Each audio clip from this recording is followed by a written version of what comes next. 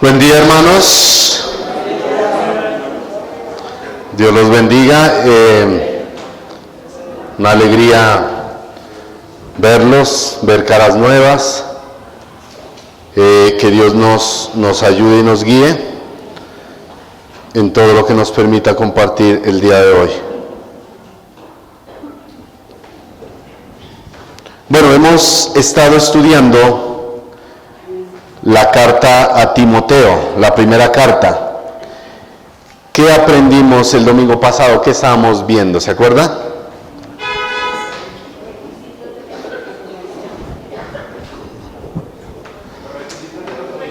Los requisitos de los pastores, ¿no? De los pastores. Bueno, recordemos Timoteo capítulo 3, ¿qué nos decía? Timoteo capítulo 3, vamos a recordar por encima. Después oramos. Timoteo capítulo 3. Comenzaba diciendo, palabra fiel es esta: si alguno anhela obispado, buena obra desea. Pero, ahí venía el pero, ¿no? Es necesario que el obispo sea irreprensible, como aprendíamos con Pastor Alberto, que no tenga manija, ¿no? De dónde tomarlo, de dónde cogerlo. No sujeto a reproche, ¿sí? No sujeto a reproche. Entonces recordemos eso, ¿no? Que no tenga manija, no sujeto a reproche. Marido de una sola mujer, o sea, que sea fiel a su esposa, y literalmente esposo de una mujer, de una sola mujer. Y como explicaba Pastor Alberto, un hombre divorciado no podría ejercer el pastorado. ¿Por qué? Porque este hombre ya está casado con una primera mujer, la cual sigue siendo su mujer. Porque ¿qué es lo único que rompe el pacto matrimonial? La muerte, ¿sí? O sea, no sería irreprensible este hombre, ¿no? Hay un pacto vigente. También decía el texto sobrio, quiere decir vigilante y autocontrolado, mire. Autocontrolado. Por eso, ¿cuál es lo contrario de sobrio? Ebrio. ¿Y cómo anda un ebrio? Sin saber ni para allá ni para acá, ¿no? ¿Sí? Sin autocontrol. Segunda de Timoteo 4:5. ¿Qué le dijo Pablo a Timoteo? Segunda de Timoteo 4:5. Pero tú sé sobrio en todo, soporta las aflicciones, haz obra de evangelista, cumple tu ministerio. Otra característica, después de sobrio, prudente, debe ser sensato y con un juicio sano. Decoroso, una persona ordenada, de buena conducta. Hospedador, mire, la palabra hospedador en el original, ¿sabe qué significa? Amante de los extraños. Suena rara la palabra, ¿no? Pero esa es, mire, amante de los extraños, hospitalario, lógicamente con prudencia. Yo una vez lo expliqué esto, creo que fue en un devocional. Nosotros debemos ser hospedadores y hospitalarios, pero con prudencia. No, hermano, es que llegó a visitarnos alguien a la iglesia y lo voy a hacer quedar en la casa. Ok, ¿usted lo conoce? No, pero es un hermano en Cristo. Ojo. Tiene que ser una persona de testimonio que sea conocida por la iglesia y por los pastores y recomendada, ¿sí? Eso habla con prudencia, pero debemos ser hospitalarios. Sí, hospedador, mire. Hebreos 13:2. Leo rápidamente, ahorita solo estamos recordando. Hebreos 13:2. No os olvidéis de la hospitalidad, porque por ella algunos sin saberlo hospedaron ángeles, dice la palabra, ¿no? Otra característica, apto para enseñar. La palabra es habilidad de enseñar. Segunda de Timoteo 2:24. ¿Qué le dijo Pablo a Timoteo? Segunda de Timoteo 2:24. Porque el siervo del Señor no debe ser contencioso, sino amable para con todos, apto para enseñar, sufrido. Sí, sufrido. Otra característica, no dado al vino. O sea, no un borracho. Literalmente. No pendenciero, no violento, no peleador. no codicioso de ganancias deshonestas, que no sea un avaro de lucro vergonzoso. Otra característica, mire, amable. Simplemente estamos recordando ahorita, ¿no? Por eso estamos rápido. Amable, que quiere decir considerado, razonable e indulgente. Tito 3:2. ¿Qué le dijo Pablo a Tito? Mire. Tito 3:2. Dice que a nadie difamen, que no sean pendencieros, sino amables, mostrando toda mansedumbre para con todos los hombres. Mansedumbre, manso, mire. ¿Quién era el hombre más manso sobre la tierra? No escuché cómo, pero eso es, dicen. ¿Qué? Moisés, eso. Dije que estaban hablando en lenguas, ¿no? Moisés, ¿sí? Moisés, el hombre más manso sobre la tierra, mire. Y así de manso que era él, le sacaron la piedra, mire, los israelitas. ¿Se acuerdan cuando el Señor lo mandó a sacar agua? Dice, apacible, mire, apacible. ¿Qué es apacible? Apacible tiene una imagen y es como esa agua de un río que está tranquila, mire. Apacible. Y la palabra quiere decir pacífico y no conflictivo. ¿Sí? Mire, el siervo de Dios tiene que ser apacible, el pastor tiene que ser apacible. ¿Sabe por qué? Porque siempre va a tener que tratar temas de pecado dentro de la iglesia. Va a tener que lidiar con personas difíciles. Y si no es apacible, pues es complicado, ¿no? Es complicado. Buena obra desea, por eso dice, ¿no? Apacible, no avaro, mire. Quiere decir no amante del dinero, o como decimos nosotros, que no sea tacaño o amarrado, ¿no? No avaro, mire. Mire, que gobierne bien su casa, que tenga a sus hijos en sujeción con toda honestidad, pues el que no sabe gobernar su propia casa, ¿cómo cuidará de la iglesia de Dios? Esto habla de estar al frente y administrar con diligencia. Yo les contaba a los hermanos, mire, para nosotros como padres, para nosotros como líderes, como siervos de Dios, tenemos una labor mucho más grande que la misma iglesia. ¿Y cuál es? Cuidar a nuestra familia, a nuestros hijos. Mire, uno espera y anhela en el Señor que sus hijos sigan a Dios. ¿Y qué hacemos nosotros para lograr eso? Enseñarles la palabra y enseñarles la palabra. Pero posiblemente un muchacho, cuando llega a la edad de la adolescencia o la juventud, puede ser que no elija a Dios. ¿Puede pasar eso? Sí. Porque hay un libre albedrío que tenemos los seres humanos para decidir entre lo bueno y lo malo. Yo les contaba a los hermanos de Berea una noticia que miré hace poco. Yo creo que todos aquí han escuchado del pastor Marcos Vidal, ¿no? ¿Sí? Él es pastor y ha compuesto unas canciones muy bonitas, ¿no? Pero qué tristeza me daba saber que sus hijos se apartaron de Dios, mire. ¿Sí? Él tiene un hijo que se llama Neco, yo le decía ese nombre raro, ¿no? Neco. Y él salía en entrevistas apoyando el movimiento LGTB, y Q+, bueno, todo eso. Entonces yo decía, mire, y cuando lo entrevistan al pastor, él dice, yo les enseñé la palabra, yo les di lo que debían, pero al final ellos tomaron otro camino, mire. Pero mire, lo que nunca debemos olvidar, mis hermanos, es que todo lo que usted les enseña a sus hijos, tarde que temprano va a tocar su corazón. Va a tocar su corazón. Y yo conozco infinidad de testimonios de hombres y mujeres que llegaron a un momento de su vida donde las palabras del Señor Jesús que sus padres les inculcaron, golpearon tanto en su corazón que volvieron al Señor, mire. O fueron al Señor. Entonces nunca nos cansemos, mis hermanos, de hacerlo. Y una vez se los dije y se los repito, mis hermanos. Si usted tiene hijos que dependan de usted, que vivan con usted, que dependan de que usted les dé el alimento, deberían venir a la iglesia.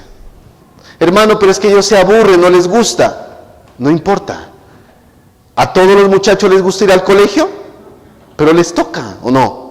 O hijito, no quieres ir al colegio, tranquilo, quédate, ¿por qué no? Te aburres. Si mi hijo depende de mí, que venga. Y si se aburre, pues que se aburra, pero algo de la palabra le debe quedar en ese corazón, mire. Preferible a que se quede en la casa escuchando cosas que no le van a aprovechar para nada.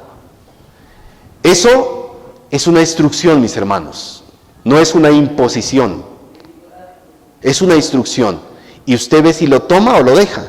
O sea, yo no soy nada para imponerle, pero es lo correcto a la luz de la Biblia, mire, porque dependen de nosotros, deben someterse. Ay, hijito, no, tranquilo, tú quédate, ¿qué quieres? ¿Te traigo alguito, hijito? ¿Qué le traigo, mijito, al nenito? A ver, ¿qué le traigo? No, que nenito, tráigalo de la oreja y que se siente ahí a escuchar, ¿sí? Mire, uno no se canse de hacerlo. Yo le he dicho a mis hijos, porque los hijos desde pequeños pueden rebeldizar si uno tiene que irlos sentando y poniendo en su lugar. Yo le digo a mis hijos, hijos, algún día, porque ahorita los niños quieren venir a la iglesia y son felices, pero les he dicho, algún día el enemigo va a tratar de alejarlos de la iglesia, de que ya no les guste las cosas de la iglesia, de que ustedes no quieran ir a la iglesia. Y dicen, no, papá, yo siempre voy a querer. El enemigo va a querer tratar de sacarlos. Les digo, pero ojo, les digo, así ustedes no quieran ir un día, van a ir a la iglesia. Qué pena. El día en que ustedes se independicen, se vayan, verán qué hacen con su vida y el Señor les tomará cuentas. Pero mientras tanto yo doy cuentas de ustedes. Y el Señor me las va a pedir a mí me las va a pedir. No al hermano, no al pastor, no al líder, a mí me las va a pedir. ¿Y qué voy a decir yo? No, Señor, pues mi hijito no, se aburría. Alcahueta me va a decir el Señor, mire. Alcahueta. Porque yo soy el responsable de mis hijos. Así que les dejo eso del corazón, mis hermanos. Que gobierne bien su casa, que tenga a sus hijos en sujeción. Dice, no un neófito, no sea que envaneciéndose caiga en condenación del diablo. La palabra ahí es no un recién plantado, no una persona nueva en la fe, porque los nuevos creyentes pueden envanecerse al recibir autoridad antes de tiempo, no un neófito. Dice también, es necesario que tenga buen testimonio de los de afuera para que no caiga en descrédito y en lazo del diablo. Es importante que el pastor tenga una buena reputación, no solo con los de adentro, sino con los de afuera. ¿Y quiénes son los de afuera? Los compañeros de trabajo, los vecinos, los familiares inconversos. Porque estamos en el ojo, y no solo los pastores, todo creyente está en el ojo del mundo, mire. A ver cómo se comporta, qué hace, qué dice. Testimonio. Dice que no caigan en el lazo del diablo. Eso quiere decir que no los capture moral, doctrinal o emocionalmente, que no sean causa de tropiezo para otros. Hace unos meses recuerdo la historia de este pastor Steve Lawson, ¿se acuerda? Steve Lawson, que le descubrieron que tenía una relación amorosa con una joven. Este pastor ya mayor de años. ¿Y qué pasó? Cayó en el lazo del diablo y muchas personas fueron causa de tropiezo para ellas, mire. Terrible, mire. No lo estoy diciendo que no sea creyente o no sea creyente, el Señor sabrá, pero mire lo que causó esas acciones que él cometió, por una relación de adulterio. Tremendo eso, mire. Más adelante vamos a ahondar en esas características, porque nosotros vamos a aprender hoy acerca de los diáconos. Y Pablo va a entrar a dar muchas características parecidas a los requisitos de los ancianos, mire, son similares. Sí, son similares. Ya vimos quiénes son los pastores o ancianos y qué características tienen. La pregunta es, ¿quiénes son los diáconos? ¿Qué funciones cumplen? ¿Existen mujeres diáconos? Eso vamos a aprenderlo si Dios nos permite desde hoy, mis hermanos, para llegar a tener un buen entendimiento de esos textos y no tener dudas o malinterpretarlos. Pero antes vamos a orar, mis hermanos, vamos a orar.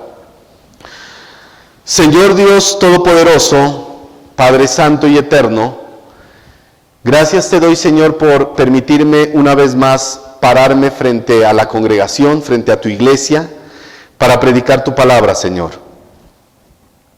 Úsame conforme tu misericordia para hablar a nuestras vidas, Señor, conforme lo que tú quieres que hablemos, Señor. Toca el corazón de cada persona aquí presente, Señor, para que disponga su vida, su mente, su corazón, sus ojos, sus oídos, a estar atento a las verdades que hoy quieres hablar a nosotros, Señor. Gracias por todo lo que has hecho, haces y harás en nuestras vidas. Que toda la gloria sea para ti, Señor, en Cristo Jesús. Amén. Bueno, mis hermanos, disponga su Biblia, vaya al baño si no ha ido para que no se distraiga y disponga su corazón para recibir la palabra. Vamos a comenzar, mis hermanos. Vamos a comenzar Primera de Timoteo capítulo 3, versículo 8. El tema de hoy es oficios en la iglesia, los diáconos. Ya vimos el primer oficio, que son los pastores. Vamos a ver este oficio, los diáconos. Espero no ser tan académico, pero sí hay palabras que necesitamos entender para comprender quiénes son los diáconos y no confundir los pasajes. Pero voy a tratar de aterrizar bien estos términos. Primera Timoteo 3:8. Los diáconos asimismo deben ser honestos, sin doblez, no dados a mucho vino, no codiciosos de ganancias deshonestas. Vamos a definir primeramente la palabra diácono.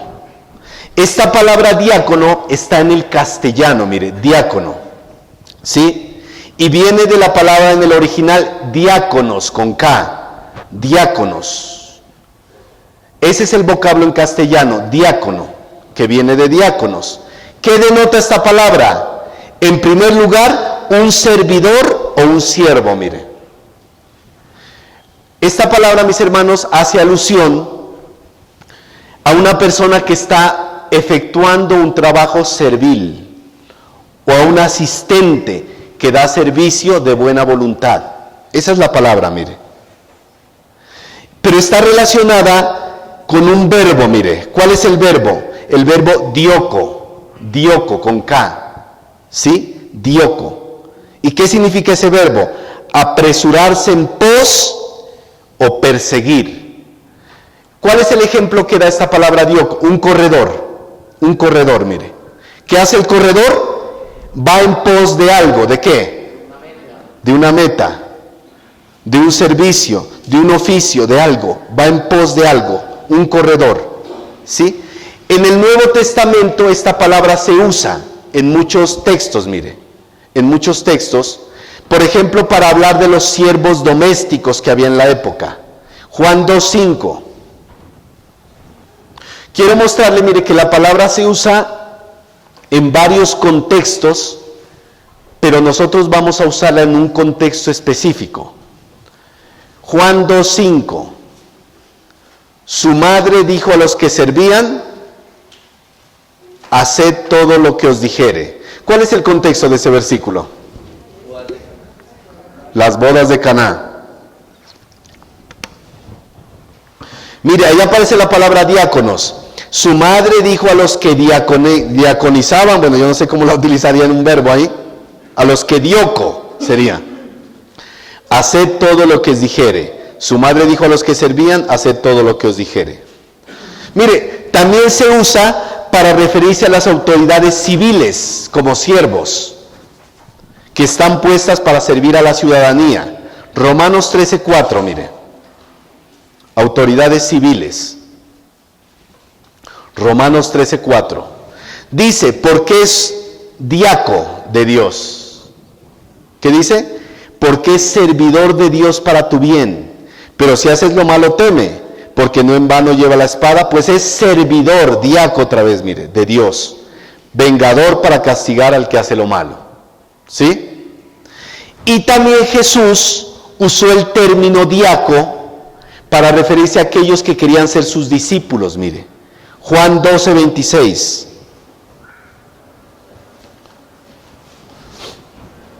Por eso esta carta es muy doctrinal, ¿no? Porque pues toca aterrizar muchos conceptos, doctrina, carnecita, mire. Juan 12:26. Si alguno me diaco, sígame. Si alguno me sirve. Y donde yo estuviere, allí también estará mi diaco, servidor. Y si alguno me diaco, sirviere, mi Padre le honrará, mire. Si ve que la palabra se utiliza en varios contextos, por eso podemos tender a confundirnos, mire, a confundirnos. Un ejemplo que yo les doy es la palabra apóstol. ¿Qué significa apóstol? Enviado. Esa palabra enviado se puede aplicar para cualquier creyente que sea enviado a predicar, a evangelizar, a enseñar o a servir, mire. Pero la palabra como oficio, como ministerio, solo se aplica a los 12 apóstoles. Por eso hoy en día ya no hay apóstoles. Y no debería llamarse apóstol a ninguna persona, porque solo fueron 12. ¿Sí? Entonces, mire, la palabra apóstol se puede usar para hablar de un enviado, pero apóstol como oficio, solo hubieron 12. ¿Sí? ¿Sí me hago entender ahí? Como dice Pastor Alberto, si no entiende algo, levante la mano, ¿no? Y mejor lo aclaramos de una vez. ¿Sí? Hermano, también sería bueno aclarar que la palabra no solamente es lo que definimos nosotros, lo que define el hermano, sino también que tiene otros usos como mártir, además de enviado, mártir y testigo. Entonces, eso nos da a entender de que para uno ser apóstol, si ese fuera el caso en este tiempo, pues tendría que ser un mártir. Puede ser un testigo, pero mártir está dispuesto a dar la vida por el Señor Jesús, y eso es lo contrario de lo que sucede hoy. Ok, y además que los apóstoles tienen unas características, ¿no?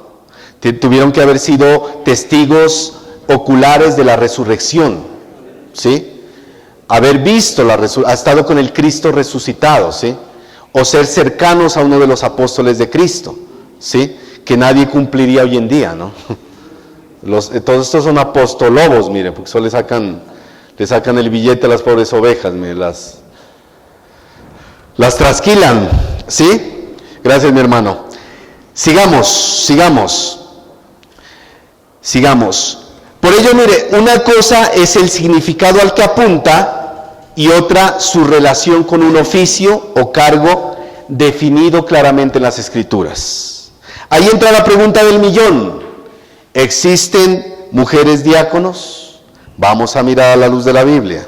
Aunque ella habló un poco de eso, me acuerdo cuando enseñó, ¿sí? La respuesta es, como significado que indica, son servidoras, sí, porque la palabra diácono es servidor. En este caso, sí, pero como oficio, no. Es un llamado solo para varones. Y lo vamos a aprender al estudiar esos textos, mire. Entonces, ¿qué pasa con Romanos 16:1? ¿Qué sucede con este texto? Leamos, ¿qué dice Romanos 16:1? Os recomiendo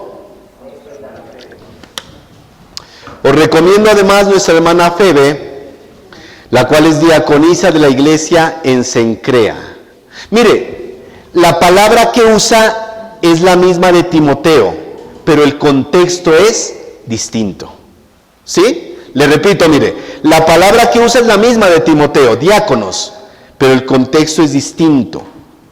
Ya que una palabra se puede utilizar en otros pasajes, pero se debe tener en cuenta el significado en el contexto inmediato.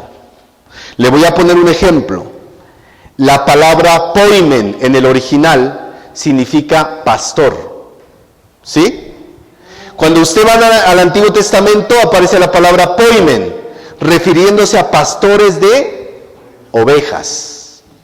Pero si usted va al Nuevo Testamento aparece la misma palabra poimen, pero para referirse a pastores de la iglesia, de personas. Recuerdo una vez un debate que tuve con un pentecostal acerca del pastorado femenino, y él me sacaba este texto del Antiguo Testamento. Es que Raquel fue pastora, mire, ahí está. Si ella fue pastora, entonces hay pastoras hoy en día. Sí, pero Raquel fue pastora de ovejas de 4 patas. O sea, es un argumento ridículo. Pero lo sacaban lo sacaban. Entonces, mire, la palabra puede ser la misma, pero el contexto distinto. Eso es lo que quiero darles a entender, mis hermanos. En Romanos 16:1 es la única vez que se utiliza el término diácono y que es usado en referencia a una mujer, mire. Y la palabra que alude, servidora, una mujer que sirve en medio de la iglesia.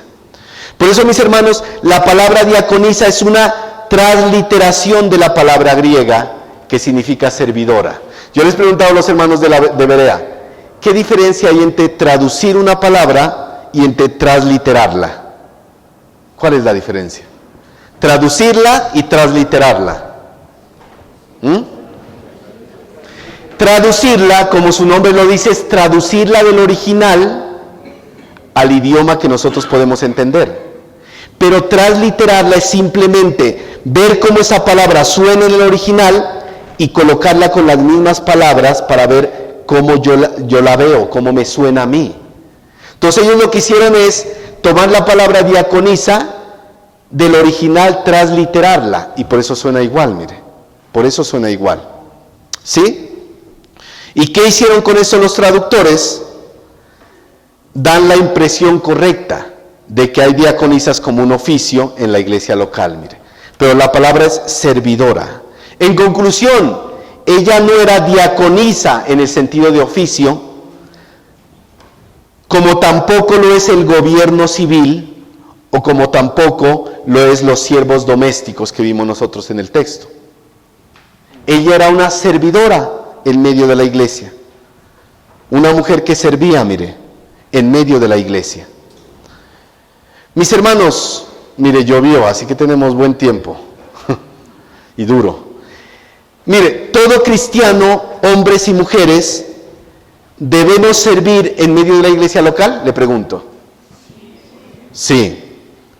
Pero no todo cristiano es diácono, como oficio, bajo nombramiento. Eso es lo que quiero aclararles, mire. El llamado de Cristo a sus discípulos es que sirvan, que sirvan. ¿Le enseñas la Biblia a tus hijos? Estás sirviendo. ¿Eres un buen esposo, una buena esposa? Estás sirviendo. ¿Compartes el evangelio con los perdidos cuando tienes oportunidad? Estás sirviendo. ¿Apoyas la iglesia local? Estás sirviendo. ¿Bendices al necesitado? Estás sirviendo. ¿Oras por los hermanos? ¿Enseñas a los niños? ¿Ayudas en cafetería? ¿Sirves en un ministerio? Estás sirviendo, mire. El llamado siempre a los cristianos es a servir. Donde Dios nos ponga, donde Dios nos ha puesto. La pregunta para nosotros sería, ¿estamos sirviendo? ¿Estamos sirviendo, mis hermanos? Mateo 20, 25 al 27.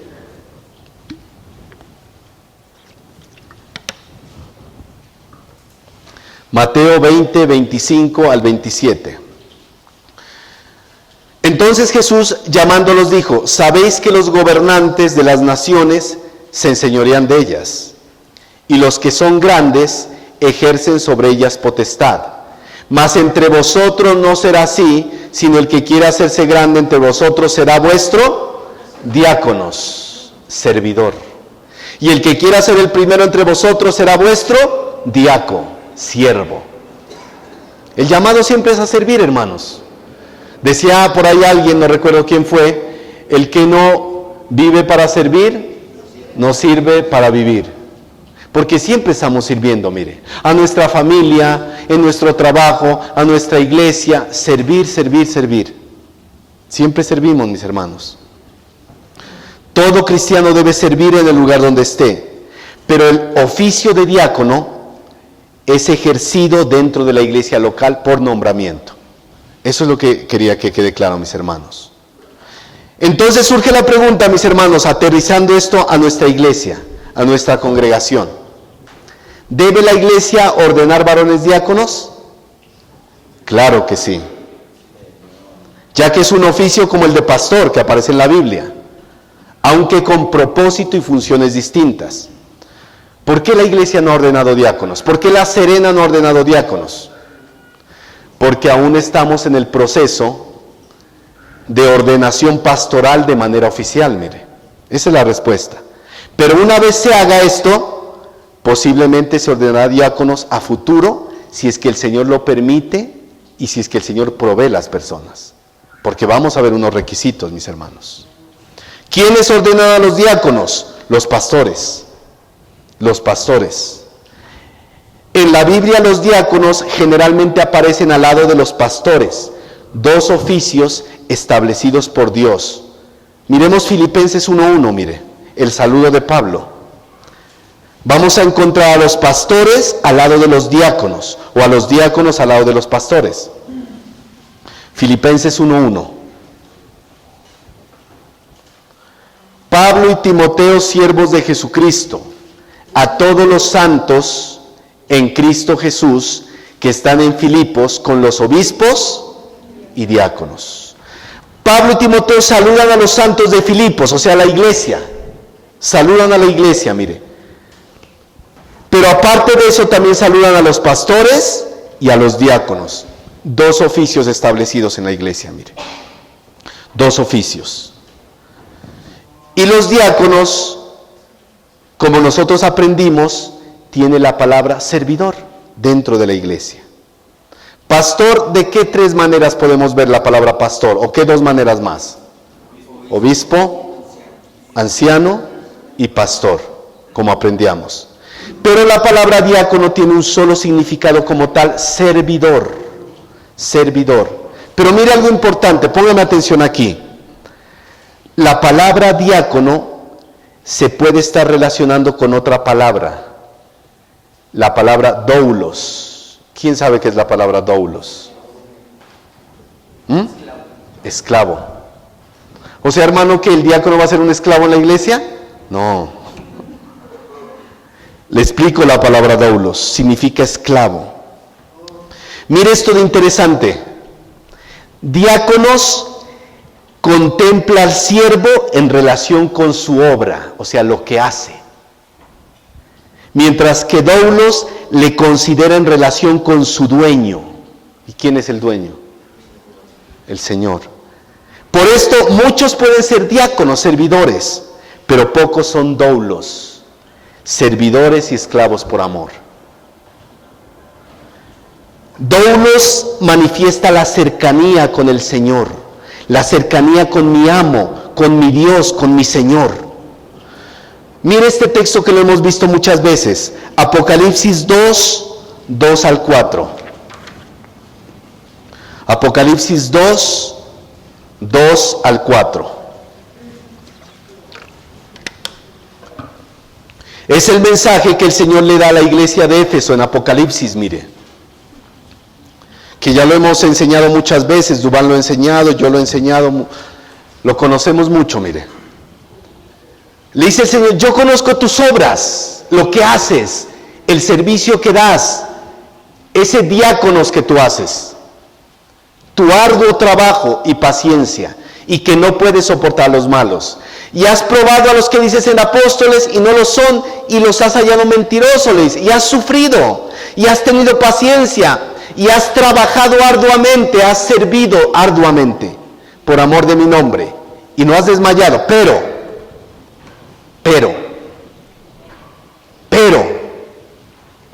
no eres un doulos. Eres un diáconos, pero no eres un doulos. Pero tengo contra ti que has dejado tu primer amor. Has dejado de ser un doulos, un esclavo por amor. Miren mis hermanos, pónganme atención aquí. Así no me ponga atención el resto del mensaje, póngame la atención aquí. Un pastor decía, muchos cristianos han perdido la pasión por Dios. Todo eso se ha vuelto algo mecánico. Asistir al culto, orar, leer la Biblia. Se hace a veces solo por cumplir, pero no con esa pasión y ese amor al Señor. Dígame si no a veces pasa eso. Es el domingo y tengo que ir a la iglesia. Ay, tengo que leer la Biblia, tengo que orar. Y todo se ha vuelto tan mecánico que la pasión por Dios para muchos se ha perdido, mire. Se ha perdido. Se ha perdido. Y eso se ve hoy en día, mis hermanos. Mire, a veces el Señor pone peso en mi corazón de la responsabilidad que nosotros tenemos como siervos y como creyentes. Pero mire, para muchos el día del Señor ha quedado como una opción más en su itinerario. El día del Señor. Si tengo ánimo, voy a la iglesia. Pero si no, no. Si no surge algo mejor, voy a la iglesia. Y aquí, entre paréntesis, hago una salvedad, mis hermanos. Hay situaciones que de verdad impiden ir a la iglesia. Una enfermedad, una calamidad doméstica. Y eso estoy de acuerdo. A uno le ha pasado a veces. Pero para muchos, el día del Señor se ha vuelto una opción más en mi abanico de ocupaciones. Sí, llegó el domingo. ¿Será que mañana voy a la iglesia? Ay, de pronto no, yo estoy cansado, hoy amanecí cansado, no, yo mejor no voy. Una opción más, mis hermanos. Cuando la iglesia primitiva jamás dejaba de congregarse, así le tocará esconderse en las catatumbas para que no lo descubrieran. Pero jamás dejaba de congregarse. Jamás. Siempre estaban unánimes juntos adorando al Señor en el templo, en las casas y donde quiera que estaban. Porque para ellos el día del Señor era importante, mire. Y sé, mis hermanos, que todos los días son importantes y debemos asistir. Miércoles de oración, discipulados martes y viernes. Los eventos especiales de la iglesia son importantes, todos, y debemos acudir. Pero el día del Señor es el día en que toda la iglesia se reúne junta, como un solo cuerpo, a adorar al Señor. Es el primer día de la semana donde el Señor resucitó y se levantó de la tumba. Es el día en que cada cristiano a lo largo de la historia se ha congregado para adorar al Señor. Es el día en que recibimos la cena del Señor y compartimos ese pan como si fuera el cuerpo del Señor, como un memorial. Pero es el día en que para muchos se ha olvidado, mire. Me decía la otra vez una persona con la que hablaba, yo no sé si fue aquí en la iglesia, un hermano de aquí de la iglesia, no recuerdo. Pero en Venezuela, cuando fue un país bastante abundante y grande, la gente casi ni se congregaba en las iglesias, mire. Pero cuando vino la escasez, cuando vino los momentos duros y difíciles, las iglesias se llenaron. Tristemente, ¿por qué? Porque para nosotros los cristianos, cuando todo marcha bien, es cuando más nos relajamos. No, yo no voy a la iglesia, mejor me voy a dar un buen paseo por allá. Y no está mal, mis hermanos, darse un buen paseo, no está mal, podemos hacerlo. Este mes tuvimos 3 festivos, mire, pero si usted los 3 festivos se perdió de la iglesia, algo anda mal en su corazón. Has perdido tu primer amor, has dejado el primer lugar del Señor para otras cosas. El día del Señor. Hay casos de fuerza mayor, lo sé, mis hermanos. Hay casos de fuerza mayor. Pero si tú tienes en menos este día y te da lo mismo venir o no, puede que hayas dejado ese primer amor a Dios, esa pasión por Dios. Si a ti te da lo mismo llegar tarde o llegar a la hora que sea, posiblemente has perdido la pasión por Dios. Y miren, mis hermanos, yo se los digo desde mi persona. Yo a veces le pido a Dios que me ayude a analizar mi vida para ver si yo no estoy haciendo las cosas mecánicamente, porque a veces me da miedo eso. Yo me levanto a orar y a hacer mi devocional, voy a orar, voy a leer, listo, acabé, voy a trabajar. ¿Tuviste pasión con el Señor? ¿De verdad hablaste con Él? ¿De verdad escuchaste su palabra? Ay, tengo que ir el domingo a la iglesia, ¿por qué lo haces? No es que me toca predicar, es que me toca servir. ¿Por qué lo haces? ¿Qué te motiva a hacerlo? ¿Por qué estás hoy aquí? ¿Por qué? ¿Te obligaron a venir? ¿Porque toca? ¿Porque no hay nada más que hacer? ¿Porque no tengo plata para irme de paseo a Melgar? ¿Por qué estamos aquí, mis hermanos?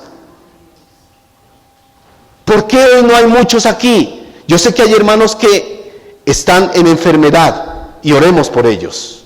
Nuestra hermana Alba nos comentaba que tuvo un accidente. Oremos por ella al final. Pero hay otros que no, que hoy no tuvieron el ánimo. Estamos hoy en la generación de cristal. Una generación que todo nos duele, que todo, mejor dicho, si he amanecido doliéndome esta uña, ay, me duele la uña, ay, mejor no voy. ay no, es que me duele la uña, mejor me quedo en la casa. Ay, está lloviendo, no, yo no voy lloviendo, eso para estarme mojando. ¿Qué generación somos, mis hermanos? Unos cristianos de chocolate que se derriten. Imagínense, nuestro país está pasando por una situación bastante difícil. Y si las cosas no mejoran, van a ser peor. Y nosotros relajados, tranquilos, debemos estar más orando y clamando a Dios para que el Señor haga su obra. Dígame, mis hermanos, ¿tienes un amor firme y fervoroso a Dios o ya perdiste la pasión a Dios? Eso es lo que le dijo el Señor a esta iglesia. Mire, yo conozco tus obras, sé que trabajas, sé que sirves, pero has dejado tu primer amor. Has dejado la principal razón por la que deberías hacer todas las demás cosas. Y sin esa principal razón, lo demás no sirve para nada. No sirve para nada. Le pido a Dios, mis hermanos, yo cada día, que el Señor me muestre si yo estoy haciendo las cosas por pasión o simplemente ya por costumbre. Porque no quiero llegar a ese punto, mis hermanos. No quiero llegar a ese punto. El día del Señor, donde lo adoramos unánimes, mis hermanos. Por eso analicemos nuestra vida, mis hermanos. Me congrego, oro, leo la Biblia, porque de verdad amo al Señor, o es algo mecánico ya en mi vida. Algo mecánico. Que el Señor nos ayude, mis hermanos. Mire, el domingo, toda la iglesia debería estar, desde el primer momento que comienza el culto, unánimes juntos, adorando al Señor. Yo a veces pensaba que el pastor de Ipiales, a veces lo veía como muy legalista, como muy duro, porque él cierra la puerta y ya nadie más entra después de 10 minutos. Y yo decía, no, pero es muy duro. Pero mire, después de yo asistir unos días en vacaciones a esa iglesia, dije, el Señor lo guió. Usted llega a esa iglesia y toda la iglesia está totalmente llena desde la hora que comienza el culto. Antes yo una vez creo que llegué medio tarde ahí porque se me hizo tarde. Y qué vergüenza, todo el mundo, no, ahí atrás. Pero qué bonito, mis hermanos. Mire, y mis hermanos, esto no lo hago por imposición, por obligarlo. Tienes que hacerlo y tienes que venir. La iglesia no estamos por imposición, mis hermanos. Si a usted lo están obligando a hacer algo aquí en la iglesia, está mal. Debe nacer en el corazón. Y si no nace en el corazón, pues ya es un problema entre usted y el Señor. Uno habla y la persona toma la decisión. Pero que el Señor nos ayude, mis hermanos. A mí me faltan muchas cosas por aprender y conocer. Y a cada uno de nosotros. Estamos creciendo. Pero crezcamos, mis hermanos, en el Señor. Sigamos mirando, mire.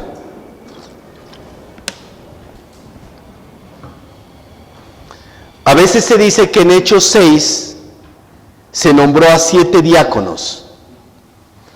Pero el contexto nos habla de que eran más servidores.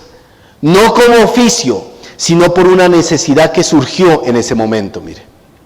Servidores. Servidores, mis hermanos. El significado. Pero mire, ese texto es importante para mostrarlo en la necesidad que había en la iglesia primitiva de servidores, diáconos en medio del servicio. Ya que los apóstoles no podían hacer todo porque estaban descuidando la palabra y la oración. Leámoslo, mire, Hechos capítulo 6, versículo 1 al 6.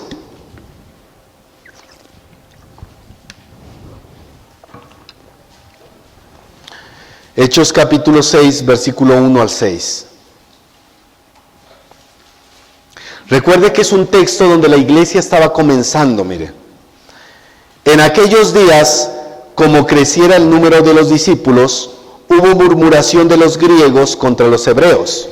Los griegos posiblemente eran gentiles convertidos, que no es tan probable porque el mensaje estaba más dado a los judíos, o podían ser prosélitos. O sea, gentiles convertidos al judaísmo por medio de la circuncisión, ¿sí? O también podían ser judíos que se habían establecido en otras ciudades fuera de Jerusalén que habían vuelto. ¿Cuál es el hecho de esto? Había una necesidad de que las viudas de aquellos eran desatendidas en la distribución diaria. Entonces los 12 convocaron a la multitud de los discípulos y dijeron: no es justo que nosotros dejemos la palabra de Dios para servir a las mesas. Buscad, mire, ahí apareció la palabra diácono, servid a las mesas. Buscad pues, hermanos, de entre vosotros a 7 varones de buen testimonio, llenos del Espíritu Santo y de sabiduría, a quienes encarguemos de este trabajo. Y nosotros persistiremos en la oración y el ministerio de la palabra. Agradó la propuesta a toda la multitud y eligieron a Esteban, varón lleno de fe y del Espíritu Santo, a Felipe, a Prócoro, a Nicanor, a Timón, a Parmenas y a Nicolás, prosélito de Antioquía. Mire, ese era un prosélito, a los cuales presentaron ante los apóstoles, quienes orando les impusieron las manos. Cosas importantes que vemos aquí. ¿Qué pasaba? Había una necesidad. Miren, mis hermanos, en la iglesia siempre va a haber necesidades. Hay escuela de niños. ¿Quién dicta las clases a los niños? Maestros. Sería bueno que bajara un ángel y nos ayudara a dictar clases, ¿no? Pero no va a pasar. Se necesita hermanos, manos, personas dispuestas. Cafetería, aseo, servicio, enseñanza, discipulado, atención. Siempre va a haber necesidad en la iglesia. Y eso pasaba aquí en esta iglesia, mire. Una necesidad. ¿Qué hicieron? Buscaron hombres con características especiales que más adelante veremos. Estuvo presente la multitud de los discípulos, o sea, la iglesia, y estuvieron de acuerdo en que se escogiera esos 7 varones. ¿Sí? En que se escogiera esos 7 varones.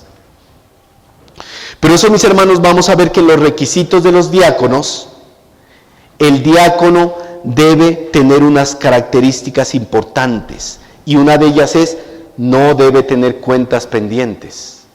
No debe tener cuentas pendientes, ¿sí? En la iglesia. Y por último dice: les impusieron las manos. Miren, mis hermanos, imponer las manos no es algo místico, como a veces enseñan algunas iglesias. Ven, te voy a imponer las manos y la tumba a la persona, y mejor dicho, te voy a traspasar la unción. Eso no es bíblico. La imposición de las manos simplemente es un acto para delegar y para enviar. Oramos por la persona delegándola un cargo, un oficio, una misión. Para eso sucedió en este momento la imposición de las manos. Mire. Por eso es una responsabilidad a quien delega que lo haga de manera correcta. Mire la advertencia que le da Pablo a Timoteo. Primera de Timoteo 5:22. Primera de Timoteo 5:22. Mire lo que le dice: no impongas con ligereza las manos a ninguno, ni participes en pecados ajenos, consérvate puro. Pero eso, mis hermanos, yo recuerdo una iglesia donde se elegía a los servidores a dedo. Yo creo que lo conté en alguna ocasión. Necesitamos a alguien que sirva en tal lugar. ¿Quién quiere? Yo. ¿Están de acuerdo? Sí, listo, hermano, usted quedó. Eso es imponer con ligereza las manos, mire. Vamos a ver los requisitos más adelante. No creo que alcancemos a verlos hoy todos, pero vamos a ver algunos. Tener en cuenta los requisitos en el ordenamiento de los diáconos. Es importante, mire. Es importante. Por eso Pablo habla de diáconos. En Hechos 6 aparece como un servidor, pero como oficio vamos a encontrarlo en la carta a Timoteo, que es una carta pastoral, como un oficio, mire. Si usted va un poco más a la palabra diácono, hay un significado que dice hacer mandados, mire. Hacer mandados. No quiere decir que sea el de los mandados, ¿no? Pero esa es la palabra más profunda, hacer mandados, mire. Estar presto para cualquier cosa. Los diáconos sirven bajo el liderazgo de los pastores y los ayudan en la supervisión de los asuntos prácticos, de asuntos de la vida de la iglesia. Y aunque es un oficio, la Biblia no muestra responsabilidades oficiales o directas, mire. El diácono debe estar dispuesto a ayudar en cualquier momento y en cualquier necesidad, mire. Ellos deben hacer todo lo que los pastores les asignen o cualquier ministerio espiritual que sea necesario. Por eso los requisitos que va a mostrar Timoteo son necesarios y vinculantes. ¿Qué quiere decir esto? Una persona debe tener esos requisitos para vincularse a un oficio de diácono, mire, estar dentro de ese oficio. Otra cosa importante, mis hermanos, los diáconos no tienen autoridad como los pastores para velar sobre la iglesia. Ellos no son dirigentes o gobernadores, son servidores especiales. Ellos no tienen voz ni voto más que cualquier otro miembro de la iglesia o de la membresía, mire, de la membresía. No tiene más voz ni voto que cualquiera de ellos. Veamos los requisitos. Vamos a ver los requisitos, mis hermanos. Vamos a ver solo algunos y si Dios permite el próximo domingo terminaremos de ver el resto.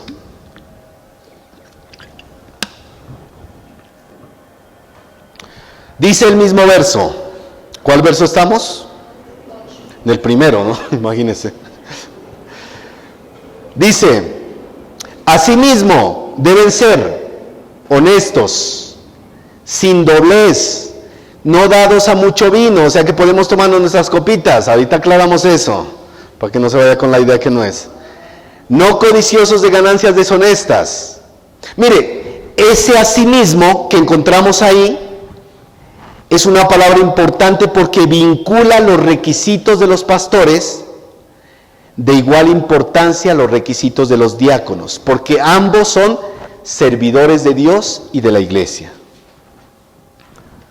La idea no es que las cualidades de los diáconos van a ser las mismas que de los pastores, porque hay cualidades para los unos y para los otros, mire, como vamos a aprender. Dice la palabra honestos, o sea, deben ser personas respetables, honorables, dignos de respeto. El diácono debe ser una persona de dignidad y por eso merece el respeto de todos. Ah, es que él es diácono, entonces no lo respeto. No, merece el respeto de todos, mire, el diácono, el respeto de todos. Honesto también habla de serios. Deben ser personas de palabra, que cumplan lo que prometen. Que cumplan lo que prometen. Serios en sus negocios, en su relación con los hermanos. Esta cualidad debe mostrarse en su vida diaria.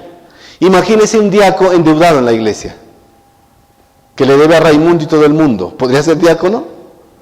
No, porque no es honesto. O que dice una cosa y hace otra. Ah, hermanito, tal cosa y después no es honesto, mire. No es honesto. Segunda característica, sin doblez. Sin doblez. Como lo había explicado una vez, es como un pañuelo que por un lado tiene un lado sucio y por el otro un lado limpio. No, el diácono no debe tener doblez. Limpio por un lado y limpio por el otro. Sus intenciones externas deben ser igual a sus intenciones internas. Sin doblez.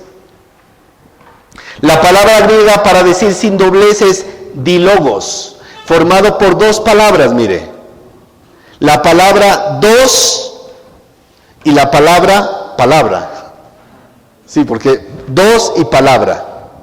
¿Qué quiere decir esto? Mire, dilogos, no de dos lenguas, no de lengua doble, no dobles en la palabra, mire. Debe ser una persona digna de confianza, no una persona que dice una cosa a una persona y después dice otra cosa a otra persona, mire. O que quiere decir una cosa y da a entender otra. Debe ser una persona seria y clara en lo que dice. No de doble lengua, mire.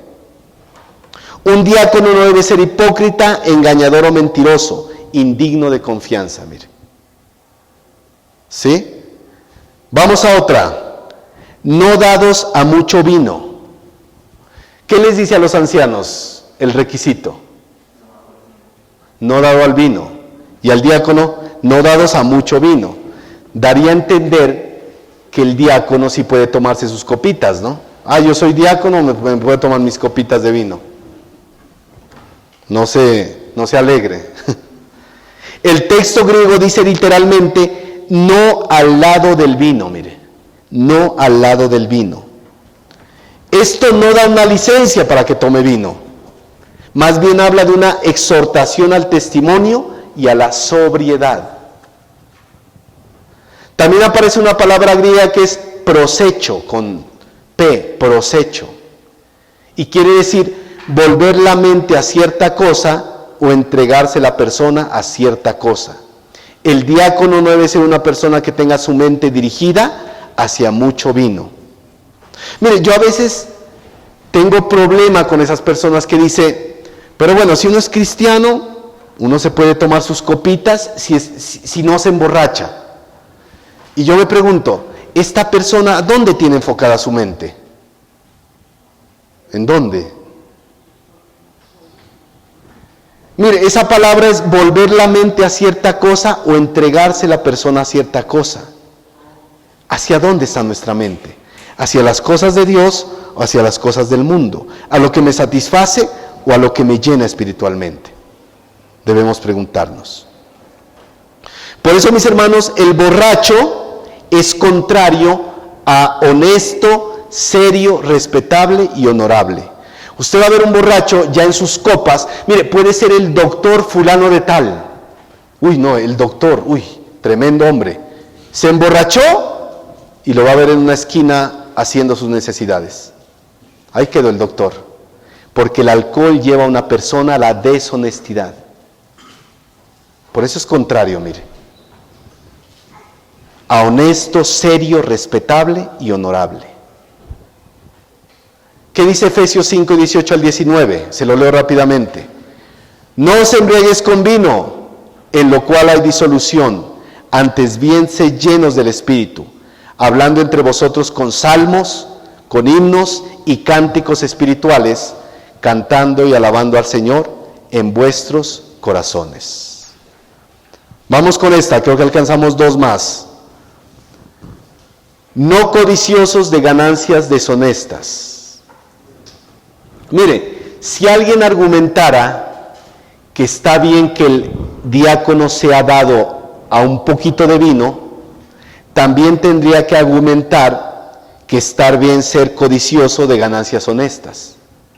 ¿Está bien ser codicioso de ganancias honestas? No. La palabra... No, yo digo lo contrario. ¿Está bien ser codicioso de ganancias honestas, que no sean deshonestas? Tampoco. Ni deshonestas, ni honestas. El punto es no ser codicioso. El punto del vino es no estar al lado del vino. Así de simple, mire. Ese es el punto. Mire, a veces el diácono va a estar encargado de manejar fondos de la iglesia. Y sería una tentación usar su oficio o responsabilidad para obtener dinero deshonestamente. Hay muchos lugares donde ha pasado eso, que colocaron a una persona a dedo para que administre los recursos de la iglesia, ¿y qué hizo? Se los embolsilló, mire. Hasta en medio de los discípulos del Señor Jesús encontramos a uno que se guardaba la plata de la bolsa. Don Judas, mire. Aunque ese nunca fue creyente, ¿no? ¿Sí? Como decía el pastor, ¿no? Como era incrédulos fieles, entre comillas. Esa palabra, incrédulos fieles. Yo antes los llamaba cabras, mire. Incrédulos fieles. ¿Sí? Vamos con esta última y terminamos por ahora. Que guarden el misterio de la fe con limpia conciencia. Mire, aparte de los requisitos del verso 8, aparecen otros, mire. Guardar el misterio de la fe con limpia conciencia. La traducción lenguaje actual traduce como, además deben creer siempre en todo el mensaje de la buena noticia de Dios que nos ha dado y tener la conciencia tranquila. ¿Qué es ese misterio de la palabra de Dios? Es todo lo que el Señor nos ha revelado a lo largo de la historia y que ahora lo tenemos en nuestra Biblia, el misterio de la palabra de Dios. Romanos 16, 25 al 26. Romanos 16, 25 al 26.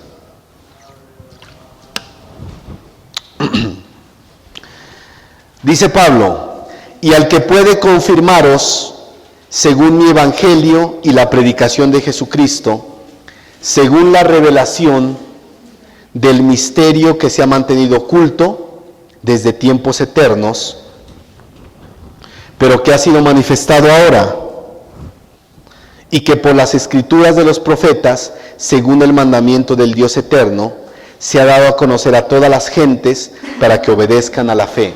Miren, mis hermanos, que en el Antiguo Testamento el Evangelio de Cristo era un misterio. ¿Y quién reveló ese misterio? El Señor a través de sus apóstoles en el Nuevo Testamento. Mire, ese es el misterio, la palabra de Dios. La palabra de Dios. Mire, sería inconcebible que un diácono después de un tiempo se aparte de la fe o empiece a refutar el Evangelio. En ese caso no sería un verdadero creyente, o sería un creyente bastante inmaduro, o un incrédulo fiel. ¿Sí? En ambos casos, el haber ordenado ese tipo de personas es un error que los pastores cometieron y es una falta de discernimiento que tuvieron, mire. Una falta de discernimiento. Impusieron las manos con ligereza. Por ello, mire, la palabra guarden que aparece ahí es que se mantengan y permanezcan en la palabra y en la fe. En la palabra y en la fe. Mire lo que decía Hechos 6:3. Buscad pues, hermanos, de entre vosotros a 7 varones de buen testimonio, llenos del Espíritu Santo y de sabiduría, a quienes encarguemos de ese trabajo. Que tenga un buen testimonio con los de afuera y con los de adentro, mire. Un buen testimonio. Que sean controlados, dirigidos por el Espíritu Santo y que tengan sabiduría. Eso implica que conozcan a cabalidad las verdades básicas del Evangelio, pero también las verdades fundamentales. Es que yo quiero ser diácono, no voy a aprender mucho de la palabra, solo lo básico. No, un diácono debe estar preparado, y todo creyente debe estar preparado para presentar defensa de cualquiera que nos la pida, mire. Sabiduría, conocer las verdades de la palabra de Dios. Timoteo era un hombre de fe genuina, ¿se acuerda? Se espera que los diáconos también tengan una fe genuina y una limpia conciencia. Una conciencia que no los acuse, que no los acuse. Una conciencia limpia como la tenía Pablo, mire. Hechos 24:16, se lo leo rápidamente. Y por esto procuro tener siempre una conciencia sin ofensa ante Dios y ante los hombres. Recopilando, mis hermanos, para terminar el día de hoy, ¿cuáles son los requisitos de los diáconos? Recuérdemelos. No de doble lengua, acuérdese. No dados a mucho vino. No codiciosos de ganancias deshonestas. Con limpia conciencia al retener la verdad del Evangelio. Miren, mis hermanos, la limpia conciencia es el vaso en el que se transporta la fe del Evangelio. Por eso una persona que no tiene limpia conciencia es porque se ha dejado contaminar. Y por eso aparecen muchos pastores, diáconos y líderes que tuercen el Evangelio, engañan a la gente y sacan ganancia deshonesta. ¿Sí? Ganancia deshonesta. Personas que engañan y que no tienen fe. Y hay muchos, mis hermanos, que pueden demostrar cuidado de la pureza doctrinal, pero no demuestran pureza personal. No, es que yo defiendo la doctrina y defiendo la doctrina porque hay que defenderla. ¿Y cómo está tu vida? Mal. De nada sirve, mire. No entienden que eso es parte de la doctrina, mantener la fe con limpia conciencia. Y termino con esto, mis hermanos. 2 cosas importantes. Primera, la exhortación. El Señor nos hace un llamado, mis hermanos. para que nosotros mismos, usted y Dios, yo y Dios, analicemos dónde estamos parados. ¿En la fe verdadera o simplemente en un conocimiento? Recuerda el mensaje a la iglesia de Éfeso. Sirves, guardas la doctrina, eres una persona impecable por fuera delante de los demás. Pero dice el Señor, mi problema es que has dejado el primer amor que me tenías. Has dejado de ponerme en primer lugar. Y posiblemente por eso las cosas que haces ya no las haces por amor a mí, sino mecánicamente se han vuelto una costumbre en tu vida. Esa es la primera exhortación que nos hace el Señor, hermanos. Y la segunda, servimos al Señor, estamos sirviendo al Señor en medio de nuestra familia, en medio de la iglesia y en medio de la sociedad, porque si no lo estamos haciendo, ¿qué testimonio podemos estar dando? Dos cosas para que meditemos esta semana, mis hermanos, y que el próximo domingo honremos al Señor en su día de la manera que Él se lo merece. Amén. Oremos.